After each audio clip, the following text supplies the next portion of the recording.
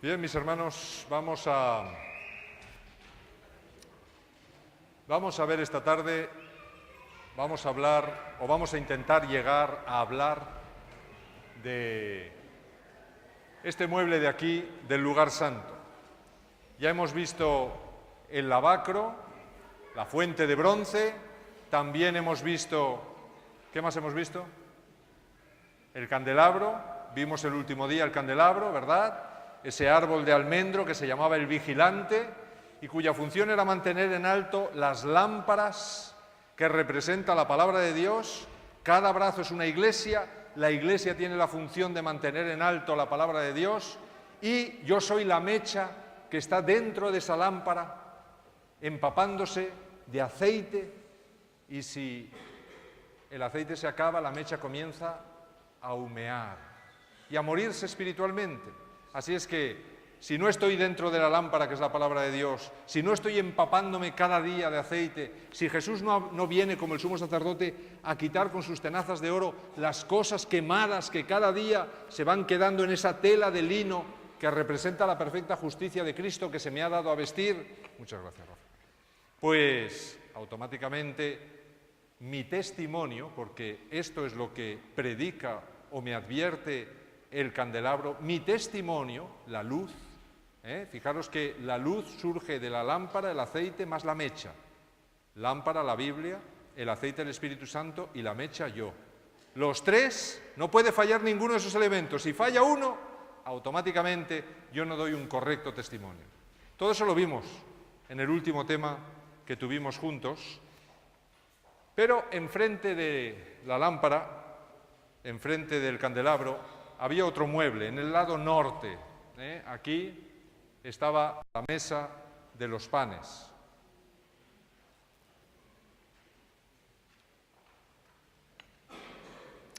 Pero para entender la importancia de este mueble, tenemos que hablar un poquito de la gran batalla que hubo en el cielo con Satanás. Así es que yo sé que muchos conocéis este tema bastante, quizá otros no tanto, así es que es bueno que lo revisemos un poquito. Sabéis que hace muchos miles de años, mucho antes de la creación de nuestro mundo, hubo una rebelión en el cielo. En el mismo centro del gobierno del universo, uno de los ángeles más espléndidos creados por Dios nunca, un querubín cubridor llamado Lucifer, se rebeló contra el gobierno de Dios. Una criatura quiso ser igual al Creador. Quiso incluso ponerse por encima de Él. Quiso usurpar su trono. Sus motivos, el orgullo y la codicia. Sus métodos para lograrlo, mezclar la mentira con la verdad. En una mezcla que la Biblia llama abominación. Siempre que veáis la palabra abominación en la Biblia, me está hablando de una mezcla entre el proyecto de Dios y el proyecto de Satanás. Siempre eso es una abominación. Un hijo de Dios no puede darle la mano a Satanás y a Cristo. Es abominable para Dios.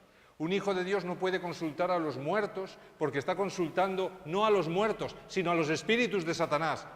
Es abominable para Dios. Así es que todo lo que sea darle la mano a los dos lados es una mezcla abominable. Satanás le encantan estas mezclas e intenta seducirnos con las mezclas. Nos va diciendo, bueno, un poquito, no pasa nada, hombre, al fin y al cabo es un pecadito, luego te arrepientes y ya está. Y nos va seduciendo con las mezclas que finalmente Dios llama abominación.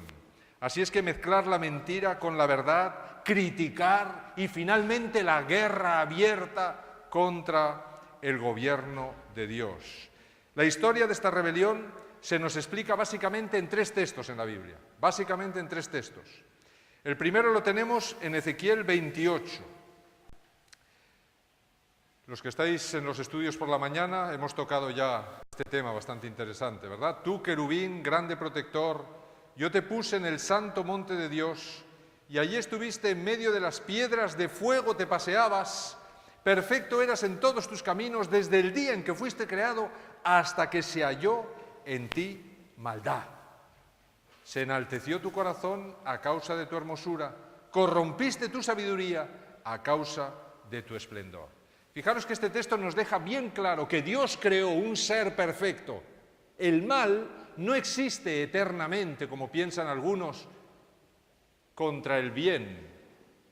Por eso se ha inventado el infierno eterno, para intentarnos hacernos creer que el mal es eterno, igual que el bien, y son dos luchas en constante, son dos fuerzas en constante lucha. No, no, no, Dios me dice que el mal surgió en la mente de un ser perfecto, y a partir de ese momento comenzó el mal, porque no había otra fuente de mal en ningún lugar del universo.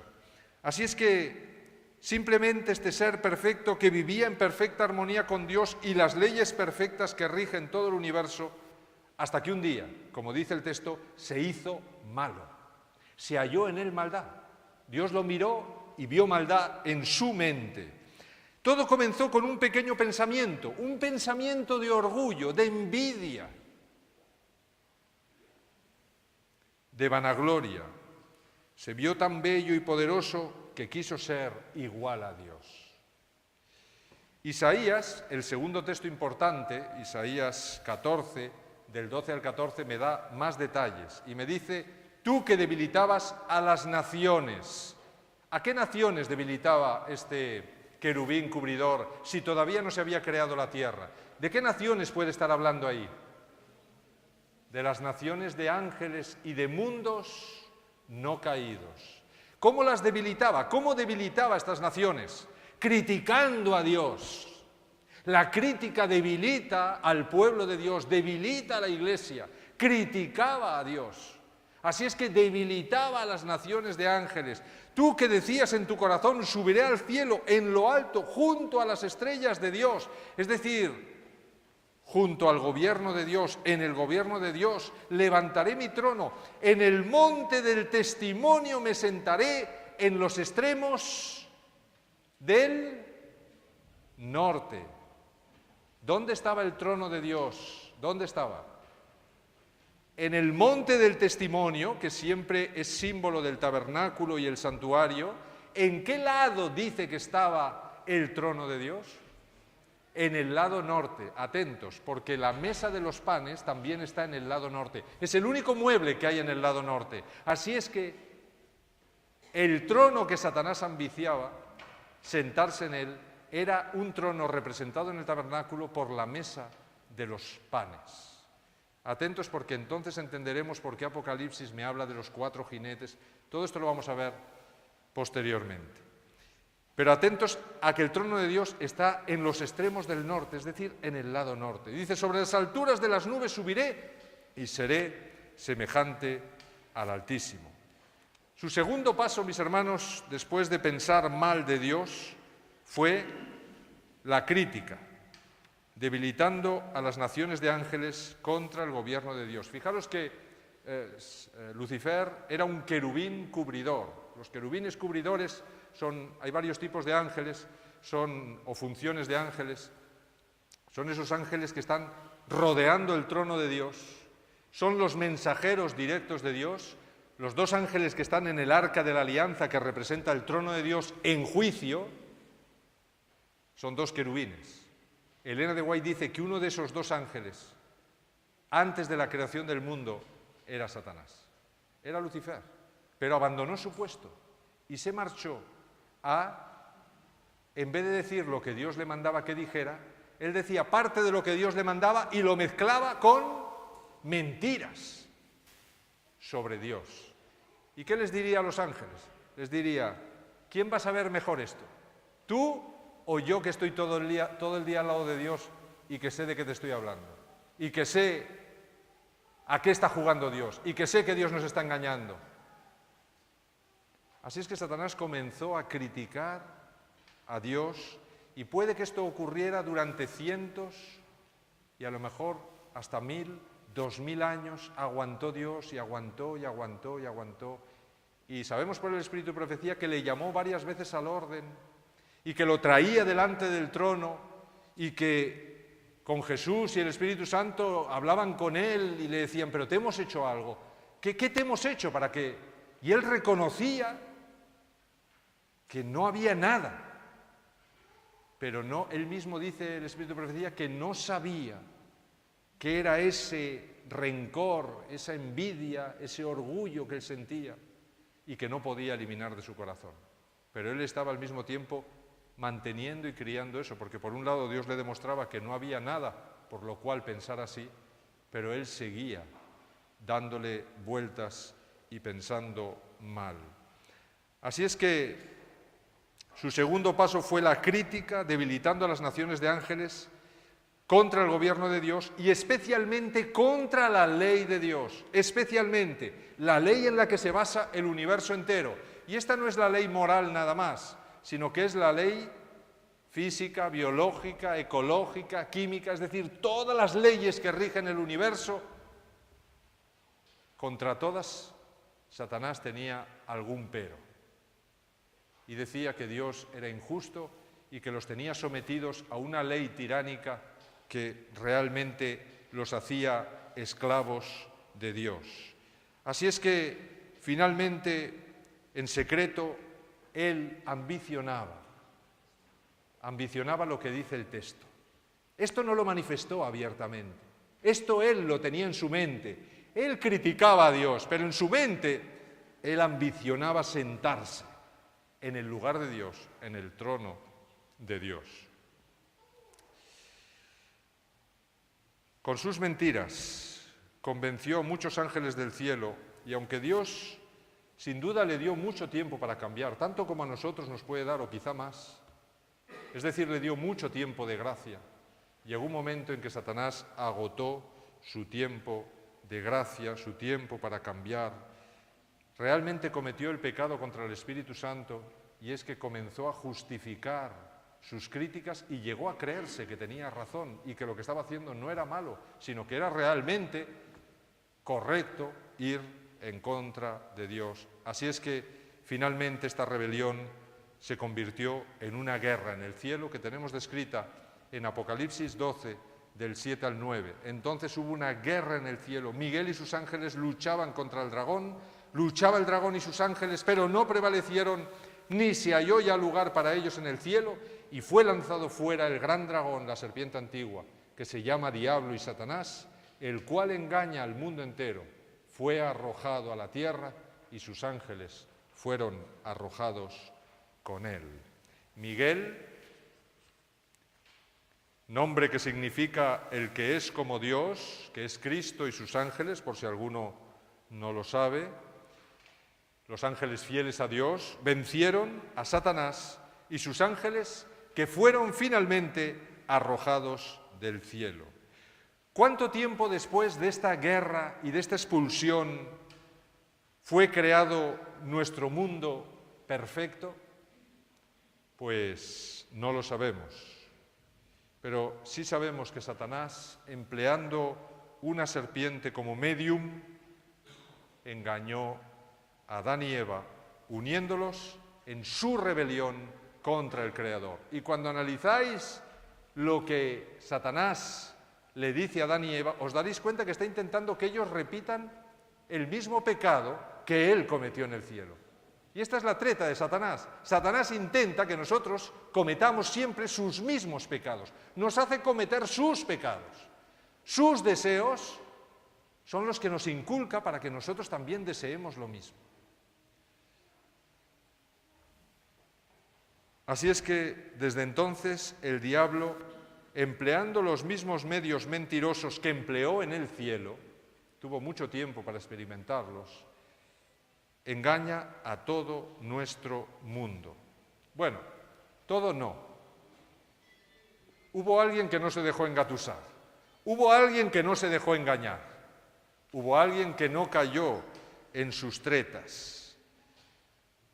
Y Satanás vio que estaba en peligro, así es que intentó matarlo desde su nacimiento. Y lo advierte Apocalipsis 12, del 4 al 5. El dragón se paró frente a la mujer que estaba para dar a luz, a fin de devorar a su hijo tan pronto como naciera. Ella dio a luz un hijo varón, que va a regir a todas las naciones con vara de hierro, es decir, el juicio contra el pecado, y su Hijo fue arrebatado para Dios y para su trono. Es decir, Satanás perdió finalmente la batalla. Fijaros que la mujer representa al pueblo de Dios del Antiguo Testamento. Esta mujer que aparece aquí es el pueblo de Dios del Antiguo Testamento que está a punto de dar a luz a Jesús, que es este hijo varón que nace justo cuando la mujer del pueblo de Dios, esa mujer israelita o judía, está a punto de perecer, porque unos años después, en el año 70, terminó su historia. ¿No os habéis preguntado nunca por qué Dios esperó tanto para el nacimiento de Isaac? A que Sara fuese ya mayor, bien mayor. Porque Isaac, Sara y Abraham eran un tipo perfecto, hasta en fechas, de Jesús. ¿Y sabéis que hay el mismo tiempo desde que Jesús inicia su ministerio hasta el año 70, desde que nace Isaac hasta que muere Sara? El mismo tiempo. Así es que hasta eso los judíos podían haber sabido cuándo iba a ser su destrucción final, cuándo se iba a terminar su tiempo de gracia. Bien, tal como había sido profetizado a Adán y Eva en Génesis 3:15, la serpiente heriría al descendiente de la mujer en el talón, pero a través de esta herida de la cruz, Cristo pisaría la cabeza de la serpiente. Y Cristo resucitó como prueba de su victoria sobre Satanás y ascendió al cielo, tal como dice el texto, ascendió al cielo donde finalmente Satanás ya no podía alcanzarlo. Así es que se puso fuera del alcance de Satanás. Por eso Apocalipsis 12:5 dice que la mujer dio a luz un hijo varón que va a regir con vara de hierro a todas las naciones. Y su hijo fue arrebatado para Dios y para su trono. Atentos a esto, para Dios y para su trono. Quiere decir que cuando subió al cielo, se sentó a la diestra de Dios en un trono que había en el cielo. La pregunta es, ¿en qué trono se sentó? ¿Y dónde está ese trono? En el santuario, porque está representado. Como ya no podía atacar a Cristo, ¿qué pasó? Satanás se llenó de ira, porque vio que el trono que él siempre había añorado, ahora se sentaba directamente en él su mayor enemigo, que era su mejor amigo antes de la rebelión en el cielo. Interesante esto, ¿verdad? Y sin embargo, ese mejor amigo que él tenía siempre supo que Satanás un día le clavaría en la cruz e intentaría matarlo con la mayor saña del mundo. Así es que como ya no podía atacar a Cristo porque estaba en el cielo, ¿contra quién se fue a hacer la guerra? ¿A quién fue a atacar? Bueno, a los que más amaba Jesús, a los que se habían quedado aquí en la tierra aparentemente indefensos. Apocalipsis 12:17 me dice, entonces el dragón se llenó de ira contra la mujer y se fue a hacer la guerra contra el resto, atento a este texto, mis hermanos, se fue a hacer la guerra contra el resto de la descendencia de ella, contra los que guardan los mandamientos de Dios y tienen el testimonio de Jesucristo. El dragón le hizo la guerra a la mujer. ¿Quién es la mujer? La iglesia que Cristo había dejado en este mundo. Esa es la mujer revestida del sol, la luna y las 12 estrellas a través de los 12 apóstoles. Esa iglesia siguió perviviendo y pasó del mundo judío al mundo cristiano. Bien, pero dice que especialmente se fue a hacer la guerra al resto de la descendencia de ella. Fijaros que aquí tenemos tres cosas. Primero la mujer, que es la iglesia cristiana. Luego tenemos la descendencia de ella. ¿Quién es la descendencia de ella? Una descendencia que sale de la mujer. Bien, esta es la iglesia de la Reforma, que surge en el siglo XVI en adelante. Dios tiene que sacar una descendencia de esa mujer que se ha prostituido completamente y saca a la Iglesia de la Reforma. Pero aquí en el texto me está hablando del resto de la descendencia de ella, es decir, un resto de la descendencia de la mujer. Y me dice cuál es la característica de ese resto. Guardan los mandamientos de Dios y tienen el testimonio de Jesucristo. Así es que si hoy tenemos que ver en la historia de la Iglesia cristiana, en este pequeño texto, mis hermanos, podemos ver perfectamente cómo fue la cuestión. Y podemos saber también cuál es la Iglesia verdadera. Y tiene dos características muy sencillas. Guardan todos los mandamientos de Dios y tienen el testimonio de Jesucristo. Que luego veremos que el testimonio de Jesucristo es el espíritu de la profecía, la fe de Jesús. ¿De acuerdo? Muy bien. Pues a través de estas tres etapas, mujer, descendencia y resto, Cristo está resumiendo las tres etapas de la restauración de la verdad en su pueblo. Satanás, en su guerra abierta, fijaros que durante más de 3000 años, después de la ascensión de Jesús al tabernáculo celestial, el diablo atacó despiadadamente a la mujer. Y empleó varias técnicas para ello. Lo primero que hizo es que la persiguió a muerte a través del mundo judío primero y luego metió al mundo romano, que persiguió a la Iglesia a muerte, matando y matando y matando a miles de cristianos de todas las maneras posibles. Pero finalmente él se dio cuenta que aquello no funcionaba, así es que lo que hizo fue esclavizar a la mujer. ¿De qué? Del deseo de las riquezas, del deseo del poder, del deseo... Y ahí es cuando Constantino se metió en la Iglesia, diciendo que se había hecho cristiano, le dio mucho dinero a la Iglesia, le construyó grandes catedrales, los concilios se celebraban en el palacio de Constantino, y era un emperador romano el que tomaba las grandes decisiones doctrinales de la Iglesia cristiana, imaginaros. O sea, el propio Satanás dirigiendo la Iglesia. Así es que con eso lo que consiguió fue esclavizarla.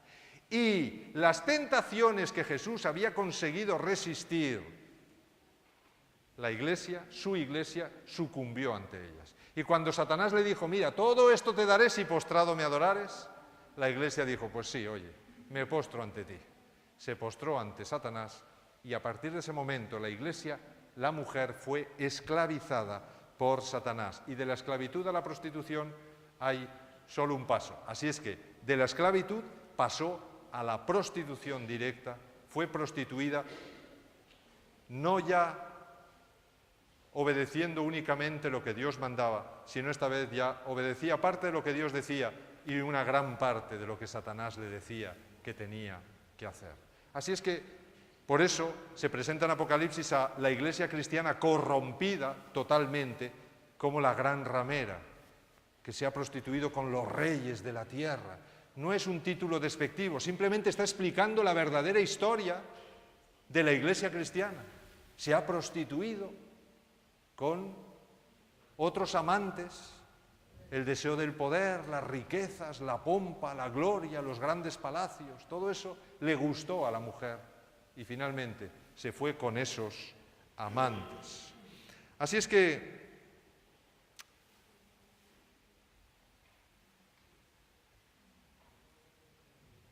esto en total se denomina en Apocalipsis Babilonia, es decir, todo el paganismo de Babilonia, una mezcla extraña entre el proyecto de Dios y el proyecto de Satanás, todo junto, una abominación terrible, una confusión terrible. Por eso hoy las personas cuando buscan la verdad no saben dónde encontrarla, porque aquí me dicen que sí, pero no me convence, aquí me dicen también, y todos tienen la Biblia, pero todos hablan de cosas distintas. ¿Qué ha pasado aquí? Babilonia.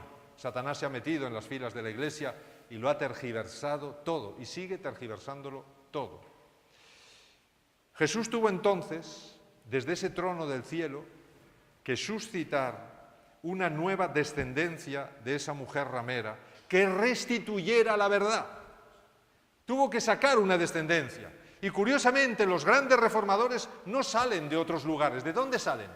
salen de la Iglesia cristiana, de la Iglesia católica romana, de ahí salen, se dan cuenta de que esa Iglesia está completamente corrompida e intentan desde dentro transformarla, cambiarla, reformarla. Pero esa prostituta vieja no quiere ser cambiada y decide que mejor matar a esos hijos rebeldes y protestones antes que dejarse cambiar. Y así es que comienza a matar a sus propios hijos. Así surge en el siglo XVI la Reforma Protestante, que fue restaurando muchas verdades adulteradas por esa Iglesia madre prostituida, y poco a poco, a lo largo de una serie de años, la Reforma fue reconstruyendo gran parte de la verdad, pero no toda la verdad. Quedaba todavía bastante por reconstruir.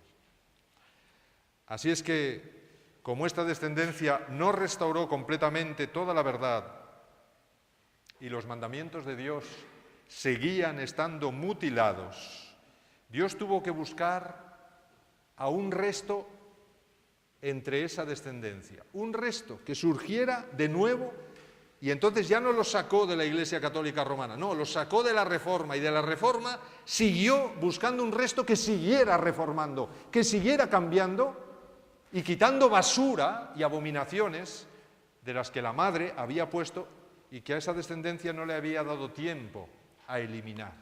Así es que tuvo que llamar a un resto dentro de la descendencia de ella, y un resto con unas características muy importantes, que guardara todos los mandamientos de Dios y que tuviera el testimonio de Jesucristo. Vamos a ver el proceso de destrucción de la mujer explicado por Jesús a través de la visión de los 4 jinetes del Apocalipsis. Vamos a ver este proceso de destrucción en 3 partes a través de 4 jinetes. Y vamos a analizar cómo fue ese proceso. Y estos 4 jinetes son muy importantes, porque los 4 tienen que ver con la mesa de los panes.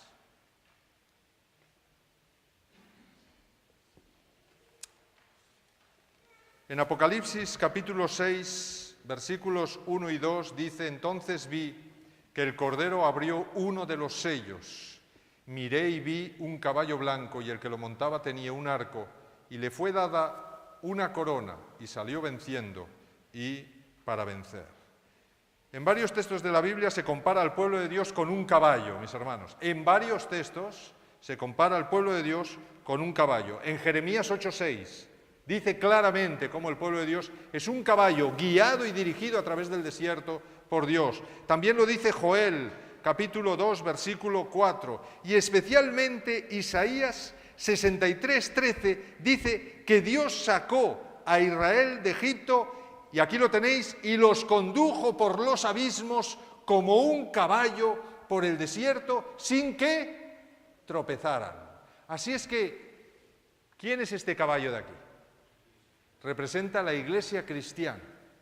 Y quien lo dirige es el dirigente de la Iglesia. En este caso vamos a ver que es Jesús, el que dirige la Iglesia cristiana primitiva, la que va desde el año 31, que es cuando Jesús asciende al cielo, hasta el año 100 después de Cristo. Fijaros que es un caballo blanco, símbolo ¿de qué? De pureza, de perfección, símbolo de pureza, de perfección, y representa a la Iglesia del primer siglo, la Iglesia apostólica dirigida por Cristo en persona. Por eso ahí tenéis a ese jinete que dice que tenía un arco y le fue dada una corona, pero fijaros que no tiene flechas.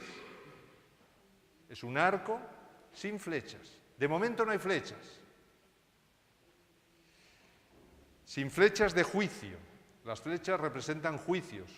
Recordáis que hay profetas que le dijeron al rey que quería batir, creo que eran a los asirios, le dice: abre la ventana. Y él estaba muy enfermo, el profeta Samuel estaba muy enfermo en su cama, y le dice: coge tu arco y dispara flechas contra el suelo de ahí de fuera del patio. Y aquel rey disparó varias flechas y no disparó demasiadas.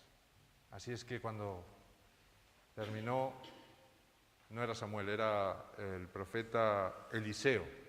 Eliseo le dice: lástima, si hubieras disparado más flechas habrías eliminado completamente a los asirios, pero te faltó fe, has disparado solo unas pocas, así es que solo los barrerás Así es que está hablando de los juicios de Dios para barrer a las naciones enemigas a través de esas flechas. Pero fijaros que aquí Jesús no lleva flechas del juicio, quiere conquistar pacíficamente el corazón de los hombres. Esto es lo que está diciendo.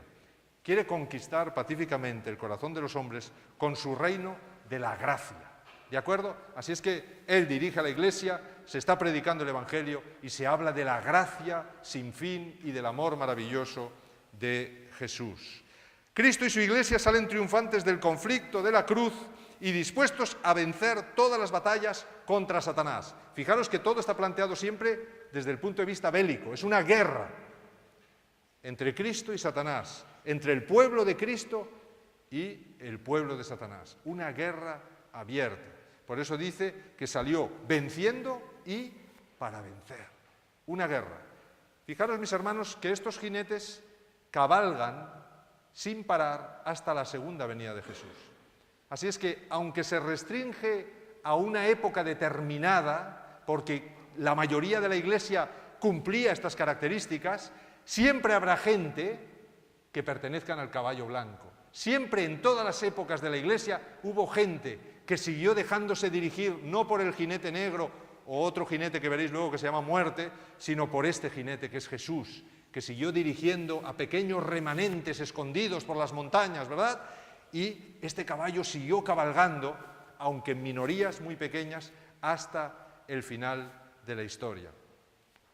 Por lo tanto, Satanás vio que Cristo y su Iglesia salían triunfantes y, bueno, se enfadó muchísimo. ¿Y qué hizo? Bueno, pues lanzó terribles persecuciones contra la mujer. Y vemos cómo en el siguiente versículo, el versículo 4 de Apocalipsis 6, la cosa cambia. El caballo cambia de color. ¿Por qué? ¿Qué ocurre ahí? Apocalipsis 6:4 dice, Apocalipsis 6, versículos 3 y 4, cuando abrió el segundo sello, salió otro caballo de color rojo.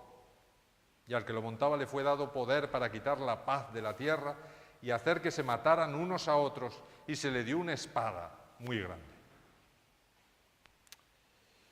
Cuando se abrió el segundo sello, salió un caballo de color rojo. Fijaros que el caballo blanco, en este caso, se ha ¿qué? Teñido de sangre. ¿De sangre por qué?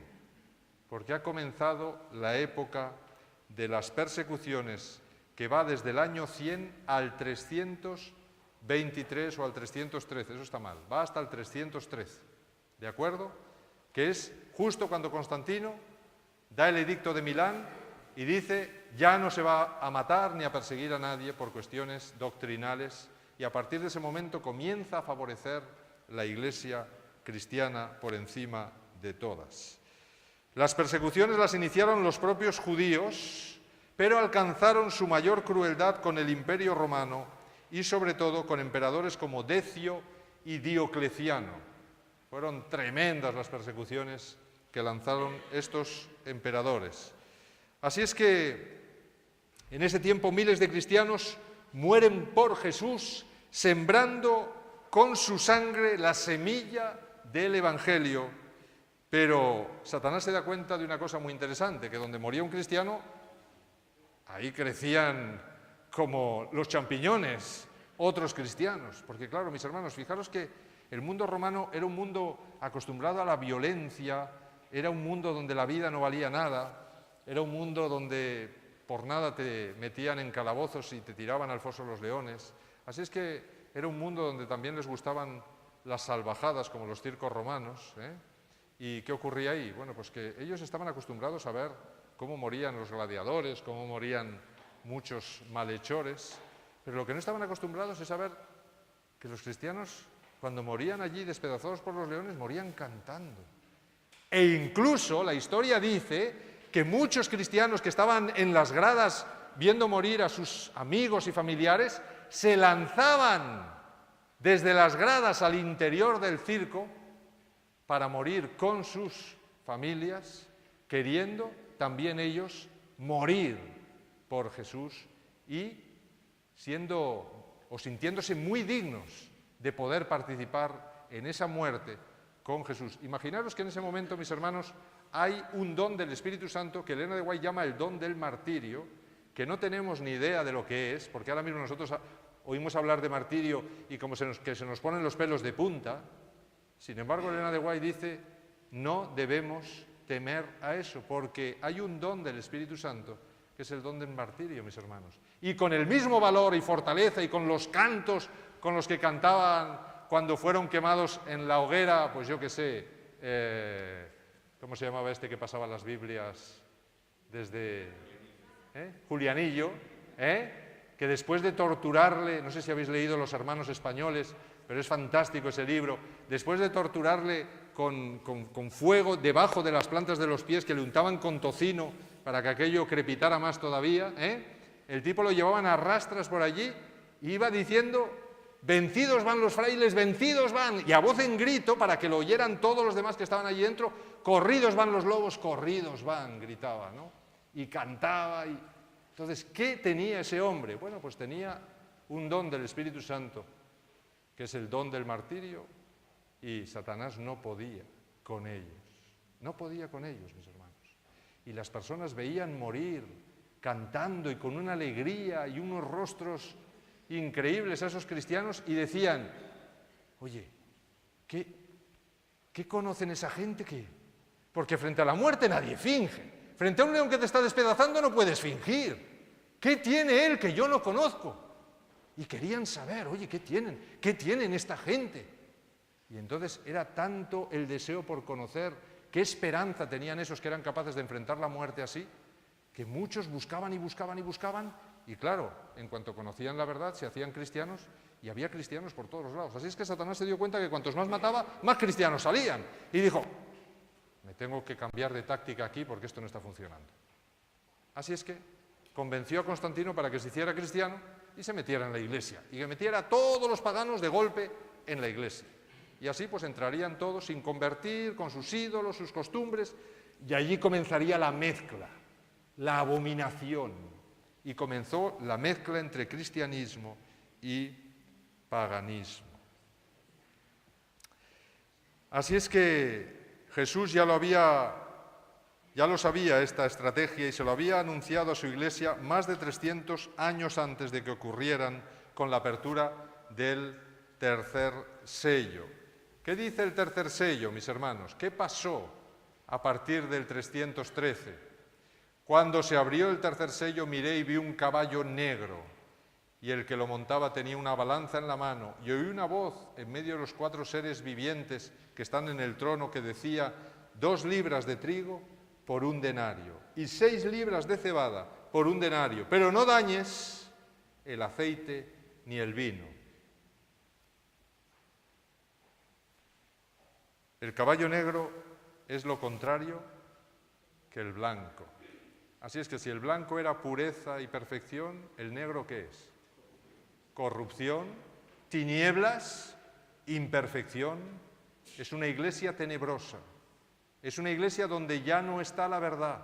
Es una iglesia donde se está mezclando todo absolutamente. Se ha mezclado el proyecto de Satanás con el proyecto de Dios. Es la iglesia que comienza con Constantino y va hasta el 538, cuando el papado surge con todo su poder en Europa, iniciando la dominación de los reyes que dividían el imperio romano. Es el tiempo cuando la iglesia afirma su poder temporal a través de los territorios políticos. Fijaros que en este caballo la tradición comienza a suplantar poco a poco las escrituras. En el 318 se reconoce a los obispos una jurisdicción superior a los tribunales ordinarios. Esto quiere decir que los obispos eran jueces y podían condenar a cualquier persona a la muerte y nadie se lo discutiría para nada. En el 321, en el concilio de la Odisea, el domingo se convierte en el día de reposo en vez del sábado. El paganismo entra en la Iglesia, sus fiestas, imágenes y rituales se mezclan con el culto a Dios. La Iglesia accede al poder mundanal y se llena de orgullo, de ambición y de arrogancia. El jinete del caballo negro tiene algo en la mano. ¿Qué tiene en la mano? Tiene una balanza, mis hermanos. Una balanza en la mano, ¿símbolo de qué? ¿De qué es símbolo generalmente la balanza? De la justicia y del juicio. Así es que este jinete que gobierna esta Iglesia, que ya no es Cristo, que son poderes humanos, se arroga a sí mismo ¿el qué? La justicia de Cristo es Él quien la va a administrar y también quién se salva y quién se pierde. Es la Iglesia la que juzga y la que condena o salva por la eternidad. Así es que eso me está denunciando esta imagen. Fijaros que también es símbolo del comercio para pesar comida. ¿Y qué está pesando este jinete? Está pesando ¿el qué? Está pesando harina, harina de cebada y harina de trigo. En algunos casos las balanzas se usan para el racionamiento, sobre todo en época de escasez. Y este parece ser el caso porque mientras el jinete cabalga, una voz que procede del trono de Dios, ¿qué le dice? Le dice 2 libras de trigo, le está diciendo, ¿estás vendiendo 2 libras de trigo por un denario? Es una denuncia. 2 libras de trigo por un denario y 6 libras de cebada por un denario. Pues que sepas que, bueno, podrás hacer eso, pero no vas a dañar ni el aceite ni el vino. Y es una voz que sale del trono de Dios, de la mesa de los panes, del lugar santo. Mis hermanos, este jinete, ¿qué elementos está atacando? ¿Qué elementos? Está atacando todos los elementos que había en la mesa de los panes. Lo está atacando todo.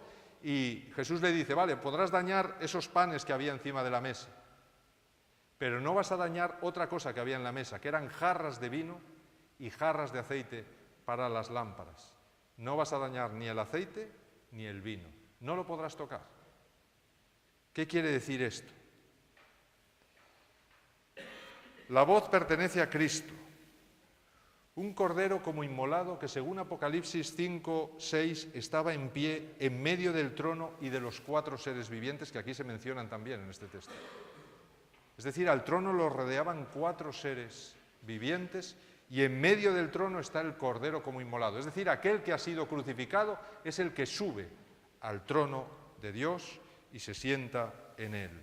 Fijaros que Cristo ya no cabalga sobre este caballo, sino los que dicen ser sus representantes en la tierra. Ya no es Cristo el que cabalga, sino un representante, uno que dice ser el representante de Cristo en la tierra.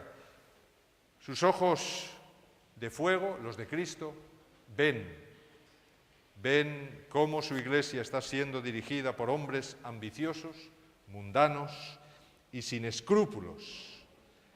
La humildad y la santidad de los primeros años han sido reemplazadas por la vanagloria, la pompa y el boato. Los servicios religiosos están llenos de ceremonias paganas. Hacia el 405 las imágenes de los santos y de los mártires ya son objeto de culto. La adoración a la Virgen María sustituye el culto a Venus y a Diana. La Santa Cena ya no es un símbolo recordatorio de la muerte de Cristo, sino el sacrificio repetido de Jesús en cada misa. Y el pan y el vino no son símbolos, es la pura realidad del cuerpo y la verdadera sangre de Cristo, que el creyente se come como si fuera directamente un caníbal. Los ancianos de la Iglesia se han convertido en sacerdotes vestidos de negro que se otorgan el poder de perdonar los pecados de los hombres, convirtiéndose en jueces de sus semejantes, decidiendo quién se salva y quién se pierde. Esta es la imagen que quiere evocar el jinete con la balanza en la mano. Está usurpando el reino de la justicia y el juicio que solo le corresponden a Dios y al Cordero. Fijaros lo que dice Job, atentos a este texto, mis hermanos. Job 31, 6, dice, ¿qué dice? Que Dios me pese en la balanza de la justicia y reconocerá mi integridad. Daniel le dijo a Belsasar, el último rey de Babilonia, le dijo, ¿qué? ¿Recordáis alguno? Pesado ha sido en balanza y ha sido hallado falto. Así es que fijaros el mensaje que tiene la balanza de este jinete. Ha sido hallado falto. Esa balanza me está hablando del juicio de Dios. El tercer jinete pretende tener autoridad para perdonar pecados. Esto requiere un juicio para decidir quién se salva y quién no. Pero fijaros que es una balanza falsa, no es la verdadera balanza.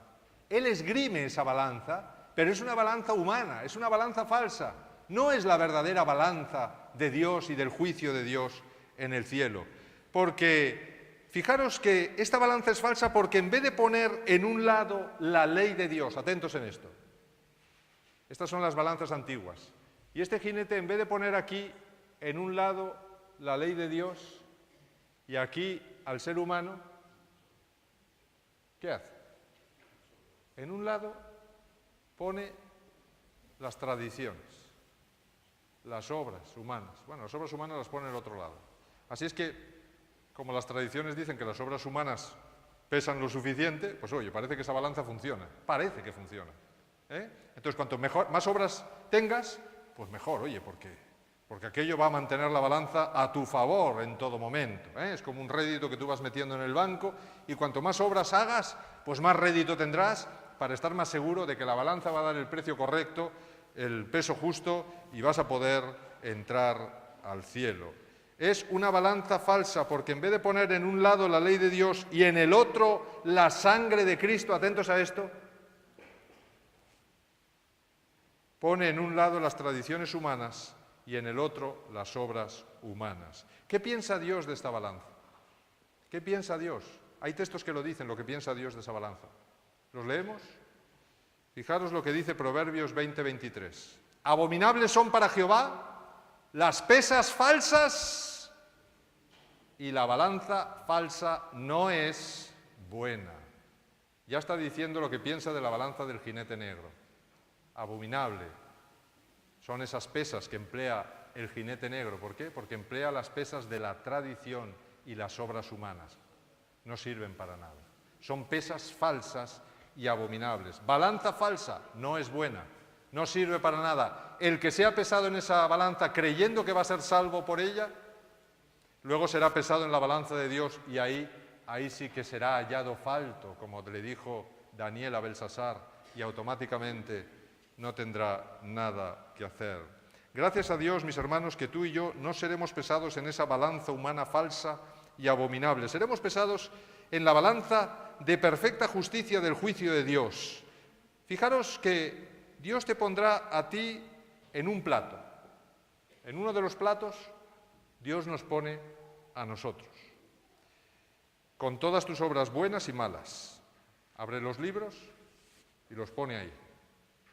En un plato me pone a mí con todas mis obras buenas y malas. Y en el otro plato pondrá las dos impresionantes tablas de las leyes de Dios, de los 10 mandamientos, esas tablas de piedra, las pone en el otro plato.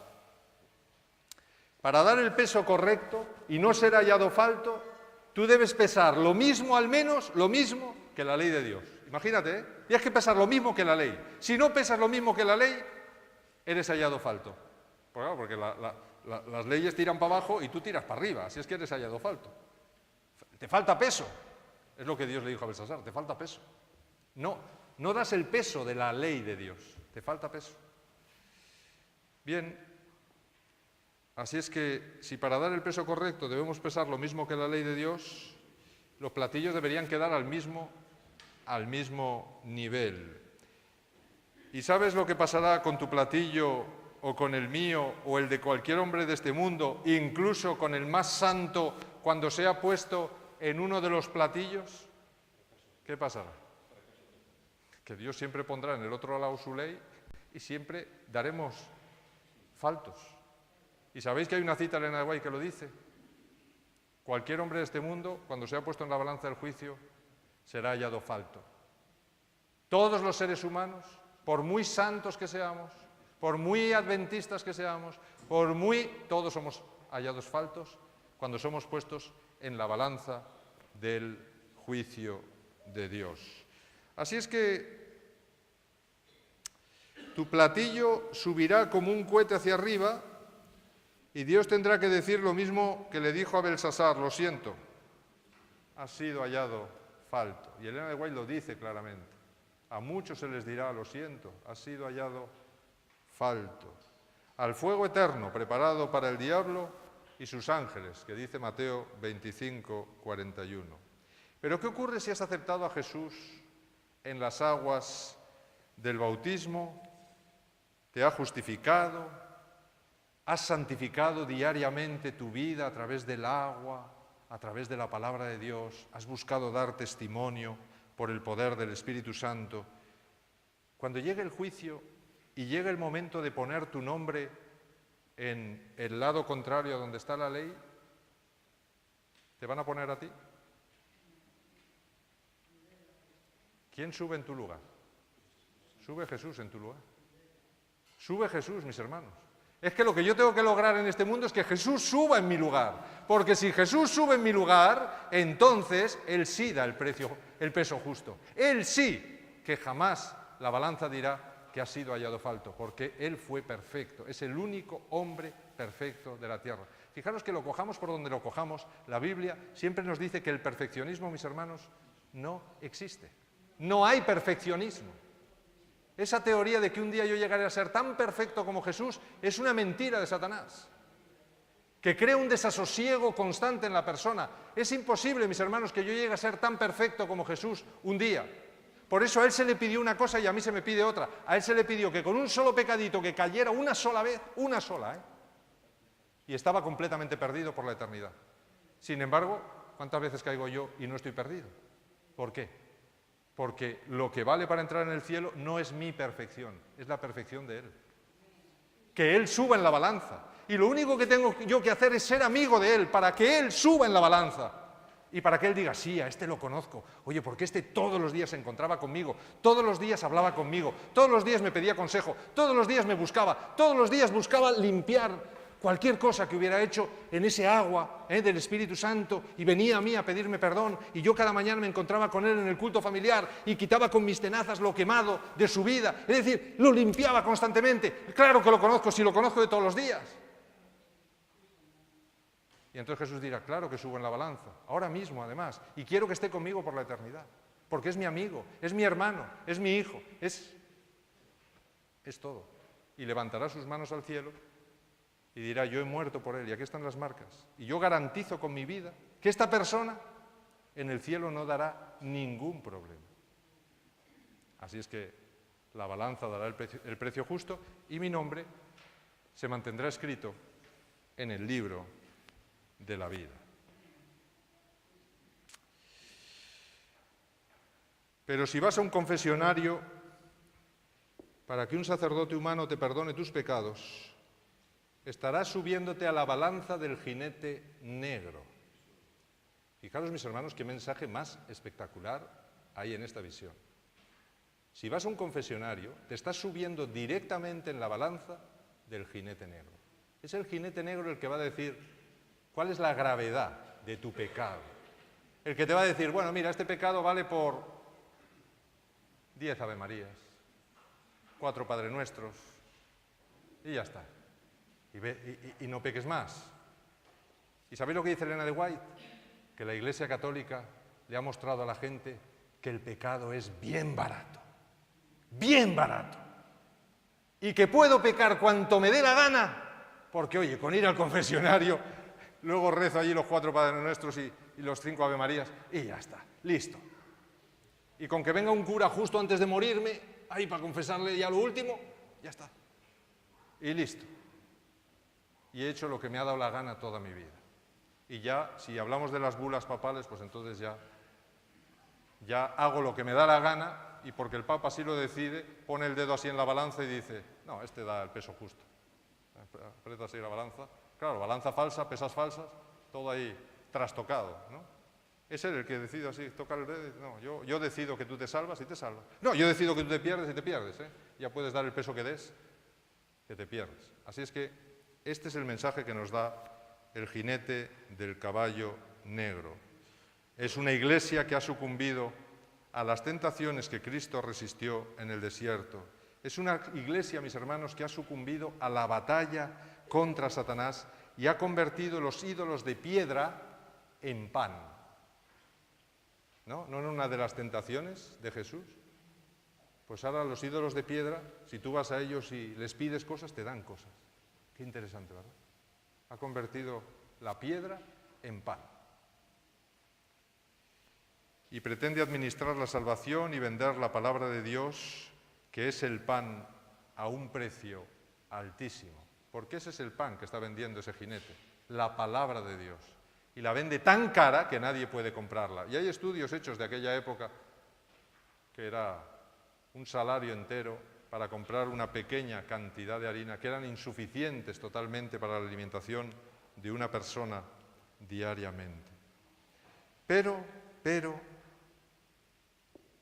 una voz del Cordero desde el trono limita la acción destructiva de los dirigentes de esta iglesia. ¿Y qué le dice?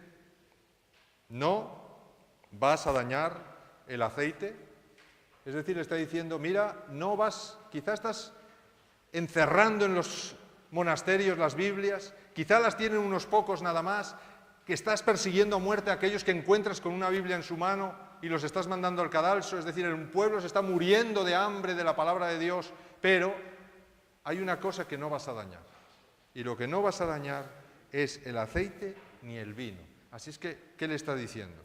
Significa que el pueblo tendría un escaso acceso a la verdad o a la palabra de Dios, pero la influencia del Espíritu Santo y la gracia continua, la intercesión continua de Jesús, poniendo su sangre a favor de aquellos que, aunque conozcan muy poco, lo poco que conocen, si lo llevan a la práctica, les servirá para entrar al cielo, pues eso le está diciendo, en esa guerra terrible, en ese trono del cielo, entre Cristo y Satanás, entre el jinete negro y Cristo, le está diciendo, bueno, la Biblia quizá la podrás dañar durante un tiempo, pero no vas a dañar mi intercesión, ni vas a dañar la constante intercesión del Espíritu Santo, que seguirá llamando al arrepentimiento a los pecadores, aunque casi no haya luz de la palabra de Dios.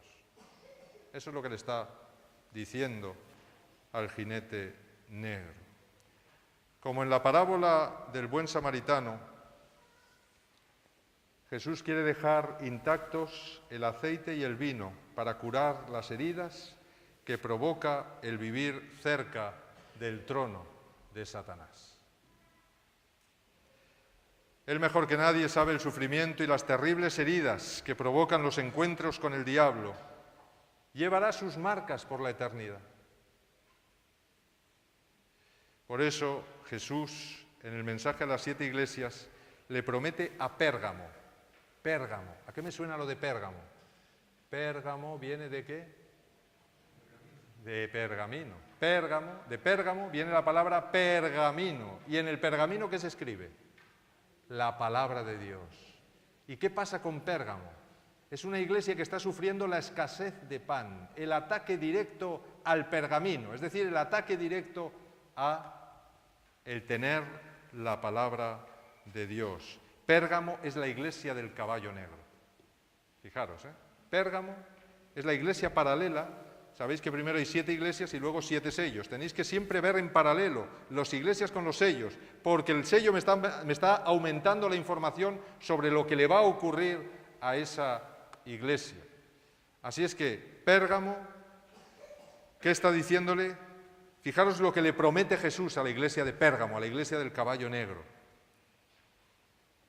Al vencedor le daré de comer del maná escondido, es decir, del pan del cielo.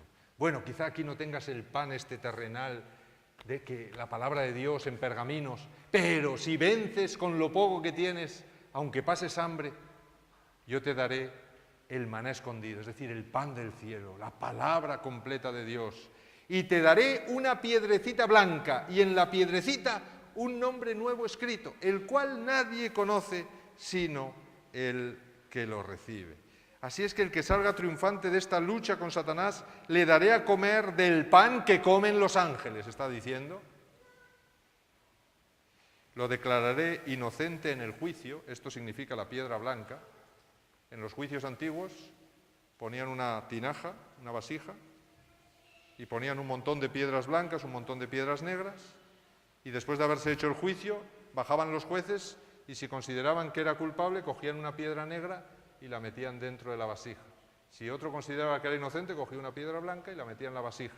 Y así todos los jueces o el jurado, cuando se acababa el proceso, vaciaban la vasija, contaban las piedras, si había más blancas que negras, era inocente, si había más negras que blancas, era culpable. ¿Aquí qué está diciendo Jesús? Que solo va a dar una piedra. ¿Por qué? Porque Él es el único juez.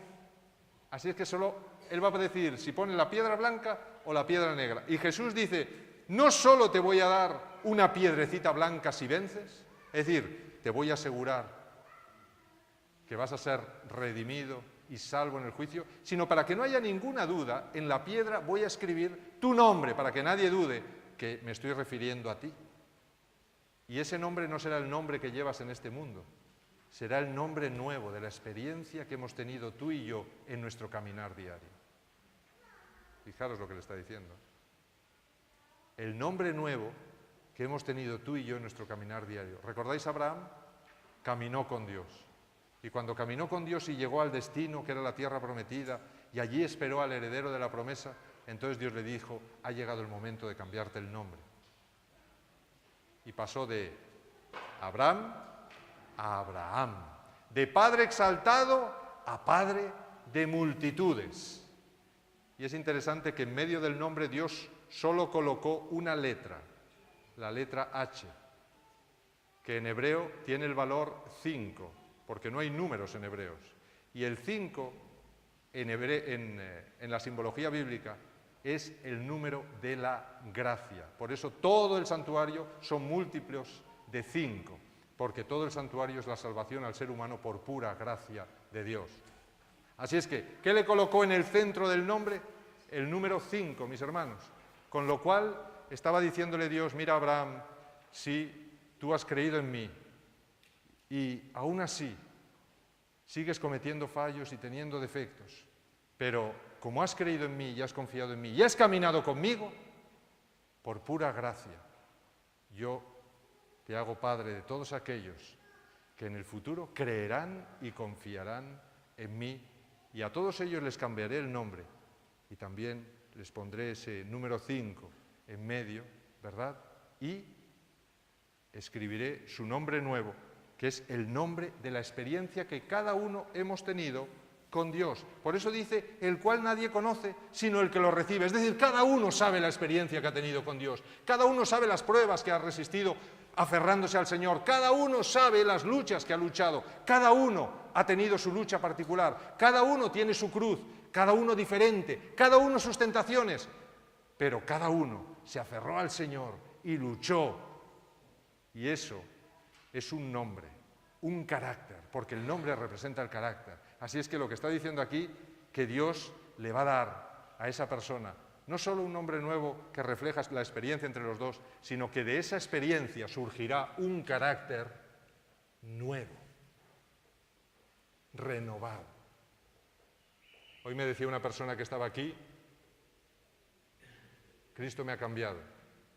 ¿Por qué? Porque cuando yo no conocía a Cristo, en cuanto me decían así, ya le había roto la nariz. Y me decía, esta semana me pasó algo parecido y me di cuenta que cómo Dios me había cambiado. Oye, la paciencia que me ha dado, ya no lo veo igual. Si hubiera sido en mis viejos tiempos, mis hermanos, eso es así. Dios nos va transformando y cambiando. Esa experiencia es el nombre nuevo, el carácter nuevo que a través de la santificación va cambiando y cambiando y cambiando y vamos siendo transformados de gloria en gloria, como dice el apóstol, hasta llegar a tener la mente de Cristo. Hasta pensar como Él.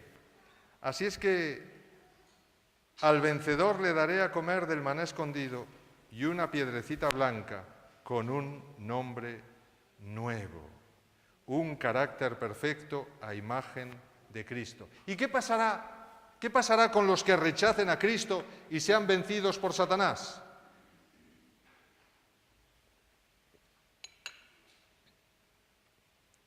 Pues lo tenemos en Apocalipsis 6, versículos 7 y 8. Fijaros. Cuando abrió el cuarto sello, miré y vi un caballo amarillo, es un amarillo verdoso. El que lo montaba tenía por nombre Muerte, y el sepulcro lo seguía, y les fue dada potestad sobre la cuarta parte de la tierra para matar con espada, con hambre, con peste y con las fieras de la tierra. La consecuencia de rechazar a Cristo, la verdad de la palabra de Dios y el poder del Espíritu Santo siempre es la muerte. Siempre es la muerte. Si mis pecados no son perdonados por Cristo, si mi carácter no es transformado por el poder del Espíritu Santo, el sepulcro será mi última morada. Eso es lo que está denunciando ahí nada más. Porque el cuarto caballo no solo describe el periodo de la Iglesia cristiana desde el 538 hasta el 1500 aproximadamente, también describe el final de todos aquellos que rechazan el plan de salvación.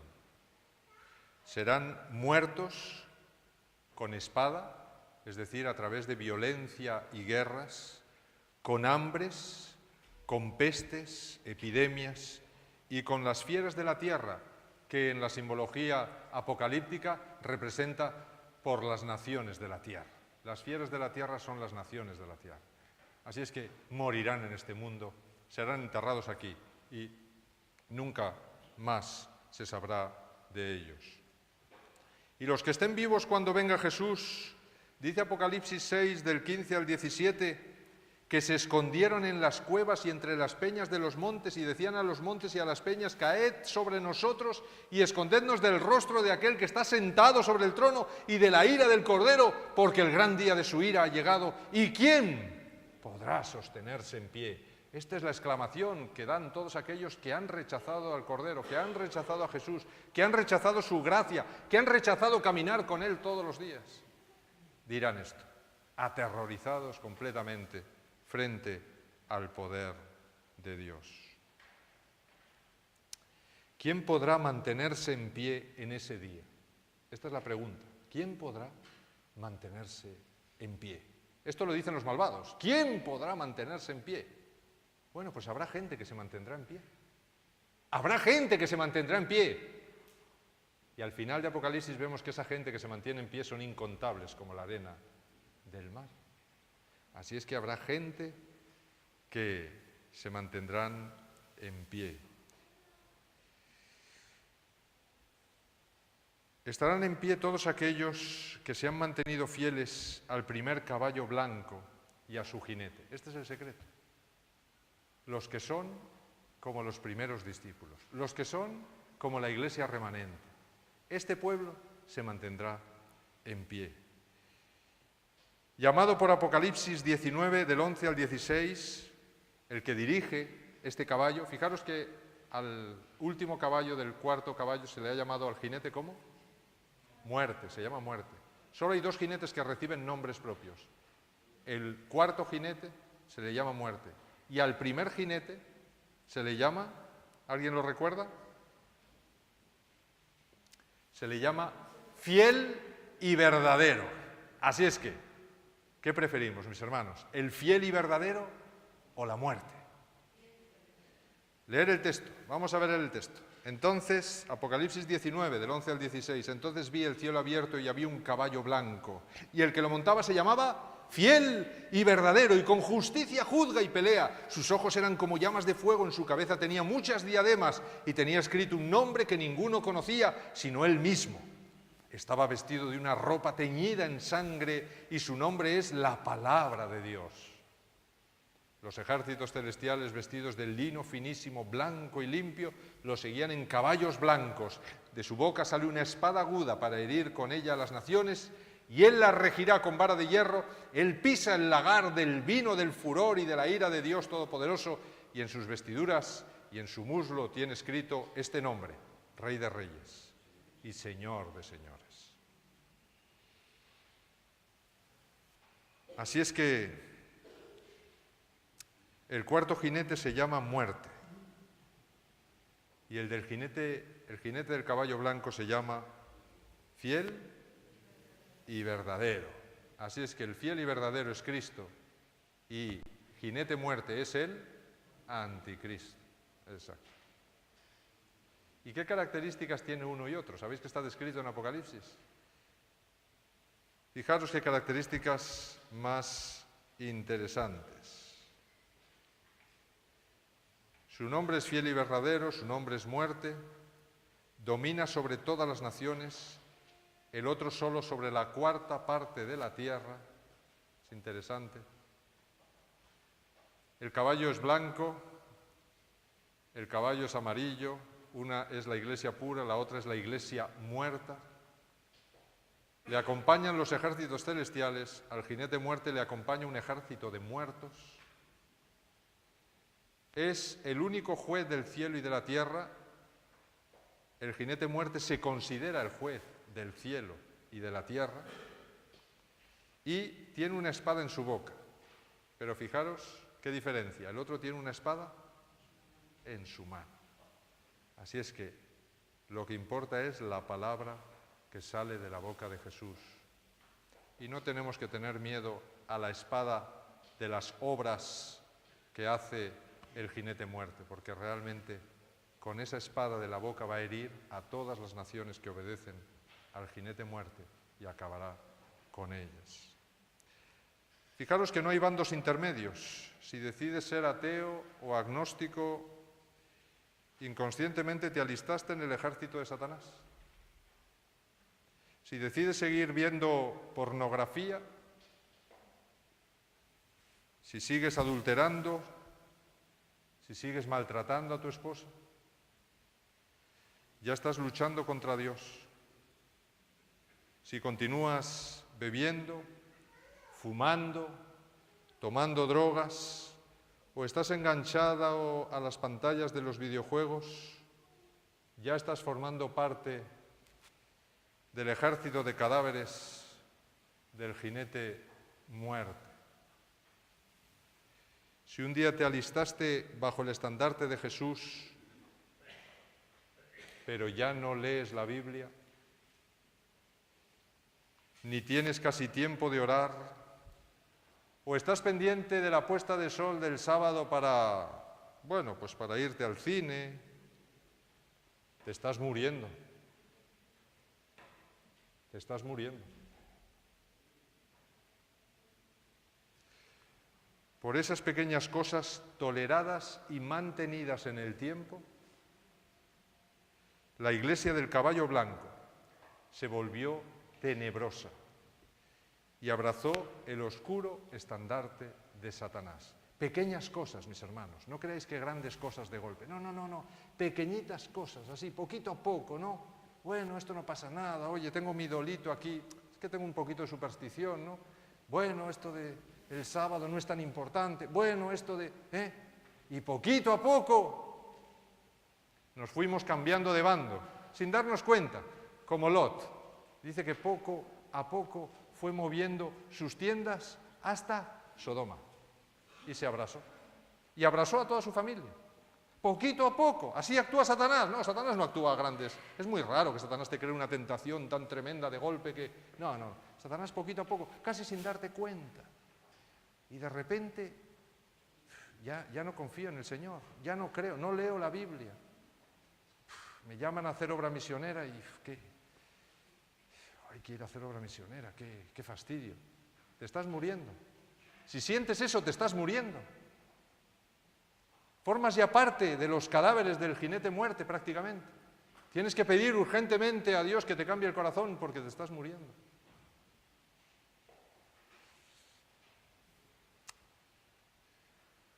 En 400 años, mis hermanos, 400 años, del 100 al 500, la mujer pura del pueblo de Dios se pervirtió hasta convertirse en una ramera ebria de la sangre de los mártires. En 400 años, del 100 al 500, se convirtió una mujer pura y virgen en una mujer ramera completamente esclavizada por Satanás. 400 años. Fijaros, nada. Llevamos 200, desde que surgió la Iglesia Adventista. Espero que el Señor no tarde 400, porque acabaremos así.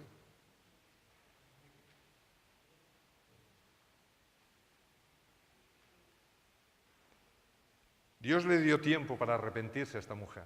Fijaros lo que dice Apocalipsis 2:21. 2:21, el capítulo 2. Mirad lo que dice de esta iglesia. Dice: yo le he dado tiempo para que se arrepienta, pero no quiere arrepentirse de su fornicación. Le he dado tiempo, le estoy dando tiempo de gracia. 400 años le estoy dando, a ver si cambia. Estoy haciendo de todo. Y ahí vienen las trompetas, mis hermanos. Fijaros, es muy interesante cómo funciona Apocalipsis. Apocalipsis tiene el primer bloque de 7, son, ¿qué? Las cartas a las 7 iglesias. ¿Qué le está diciendo Jesús con esas cartas a la iglesia? Está advirtiéndole a cada época de la iglesia sus puntos débiles y sus puntos fuertes, pero sobre todo los débiles. Está diciendo: ten cuidado con esto, ten cuidado con aquello, ten cuidado con lo otro, cuidado. Esas son las cartas. Y ahora viene la revisión. La revisión son los sellos. En los sellos, fijaros que la carta llega al destinatario, que es Jesús, que es el encargado de abrir la carta. Ahora abre la carta y él se acuerda lo que puso en la carta. Y va a revisar punto por punto lo que le advirtió a esa iglesia. Así es que en los sellos yo tengo que comparar la carta a la iglesia con el resultado. Y entonces, en el sello, Dios ve en la historia la realidad. La realidad es que esa iglesia, justo donde le dije que fallaría, ha fallado. Le he dado tiempo para que se arrepienta y no se arrepiente. ¿Y qué hace Dios entonces? Vienen las 7 trompetas. ¿Qué son las trompetas? Las trompetas no son más que los juicios momentáneos y temporales, advirtiendo del gran juicio final, es decir, del gran tiempo de gracia que se acaba, y Dios tiene que mandar juicios a esa iglesia ramera a ver si a las buenas no lo hizo, lo hace a las malas. Y además hay que frenarla porque está intentando cargarse al resto del pueblo de Dios. Así es que las trompetas son juicios que Dios manda contra la iglesia falsa, intentando frenarla en su intento de matar al verdadero pueblo de Dios. Así es que así funciona el Apocalipsis. En 400 años se perdió la verdad, del caballo blanco al caballo muerte, y Dios restauró de nuevo la verdad en otros 400. Del 1400 al 1800, 1400 a 1800, 400 años, Dios vuelve a restaurar la verdad. 400 años se pierde la verdad, 400 años para restaurar la verdad. ¿Cómo fue esta restauración? Pues lo tenéis aquí. Fijaros, la mujer, aquí, completamente pervertida, y Dios saca de ella la descendencia, desde el 1400 hasta el 1800. ¿Y en qué consistió esta descendencia? Bueno, pues los valdenses del 100 al 1400, siempre hubo valdenses, fieles a la Biblia sola. Importante, cuando esa iglesia pervertida decía: no, solo la tradición, los valdenses decían: no, la Biblia sola. Juan Hus, 1400, obediencia a Dios antes que a los hombres. Esta era la predicación de este reformador, Juan Hus. Martín Lutero, 1500, salvación solo por la gracia en Cristo, cuando la salvación, según la madre, era por las obras. Salvación solo por la gracia en Cristo. Se sigue restaurando la verdad. Calvino, 1540, crecimiento cristiano. Comienza la idea de la santificación. Es decir, no solo vale creer en Jesús, sino tiene que haber una transformación en nuestra vida, una santificación. Surgen los bautistas en el 1600, que se dan cuenta que el bautismo era por inmersión, que todo el símbolo había sido trastocado, que realmente había que morir al viejo hombre y resucitar a un nuevo hombre venciendo al pecado. No podíamos ser los mismos después, había que crecer. Los bautistas, bautismo por inmersión. En 1740, Juan y Carlos Wesley, santificación del cristiano. Todavía se afincan más en la santificación y en la transformación de la vida cristiana. 1800. Guillermo Miller comienza a predicar como nunca se había predicado la segunda venida de Cristo. Y, finalmente, tenemos al resto. Iglesia Adventista que surge en 1844, donde se produce el gran chasco de los mileritas, queda un remanente, un resto verdadero que siguió estudiando la Biblia y dijo, no, Dios no se puede haber equivocado, nos tenemos que haber equivocado nosotros en algo. Y siguieron estudiando y profundizando, y ahí surgió todo lo que quedaba, surgió qué había pasado en 1844, el juicio, el sábado, el santuario, todos los temas de salud que habían sido olvidados completamente por el cristianismo, la idea de la mortalidad del alma, cuando todo el cristianismo creía en la inmortalidad del alma. Así es que se terminó la reforma. Así es que la Iglesia Adventista es, como bien dice Apocalipsis 12, 17, el resto de la descendencia de ella, los que guardan los mandamientos de Dios y tienen el testimonio de Jesucristo. Además, fijaros que son un resto que surgen de todas las iglesias de la cristiandad y se unen en un pueblo en torno a la palabra de Dios, a todos los mandamientos de Dios y a toda la voluntad de Dios en su palabra. Por lo tanto, ¿desde qué lugar Cristo dirigió toda esta batalla con Satanás y restauró toda la verdad en la tierra? ¿Desde qué lugar? Pues el jinete del caballo negro me ha dado las pistas. ¿Dónde fue la guerra? ¿Contra qué fue la guerra? ¿Dónde Cristo vence en 1844 la guerra en el lugar santo? Fijaros que hay varias guerras de Satanás y siempre contra el trono de Dios.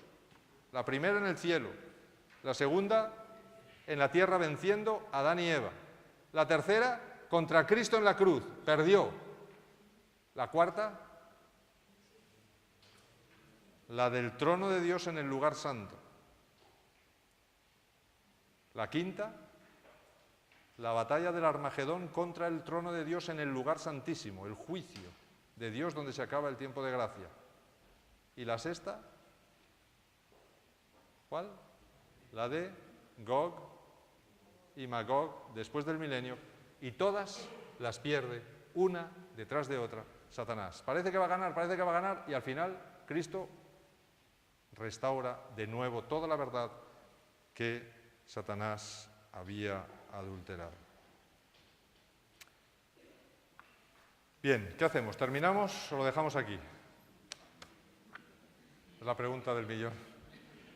Llevamos 1 hora y media y debéis de tener ya las posaderas cuadradas. ¿Terminamos con la mesa o lo dejamos?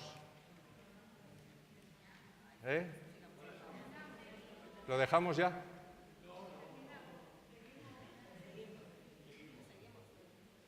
Bueno, nos quedan 20 minutos. No, yo no tengo problema. Yo termino. Si vosotros queréis, si estáis cansados vosotros, lo dejamos para otra charla. No queda ya mucho. Ahora, vamos a ver, al final un momentito. ¿Tiene que ver con esto que hemos dicho? Pues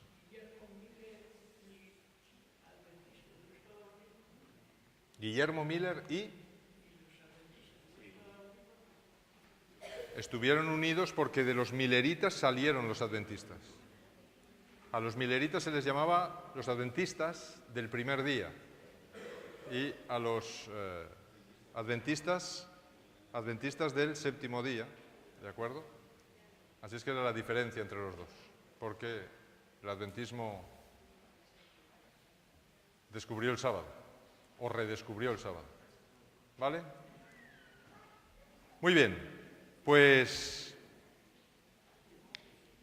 al principio de la segunda serie de 7, la de los 7 sellos que hemos visto, Juan ve un trono establecido en el cielo. Fijaros lo que dice, Apocalipsis 4:2, vi un trono establecido en el cielo y en el trono uno sentado. Y delante del trono ardían 7 lámparas de fuego, que son los 7 espíritus de Dios. Así es que esto es, ¿cuál es el elemento que hay delante de las 7 lámparas de fuego? Dice que ve el trono de Dios. Y en el tabernáculo, delante del candelabro, ¿qué mueble había? La mesa de los panes. Luego ese trono, que está las 7 lámparas de fuego delante de él, ¿qué es? Es la mesa de los panes. Y lo hemos visto a través del jinete negro, que ataca todos los emblemas que hay en esa mesa. ¿Qué mueble entonces se situaba delante del candelabro en el tabernáculo? Fijaros lo que dice Éxodo 26:35, para que no lo diga yo y para que lo veáis claramente. Dice, fuera del velo pondrás la mesa y frente a ella, lo dice ahí, frente a ella, en el lado sur del tabernáculo, el candelabro, y así quedará la mesa hacia el lado norte.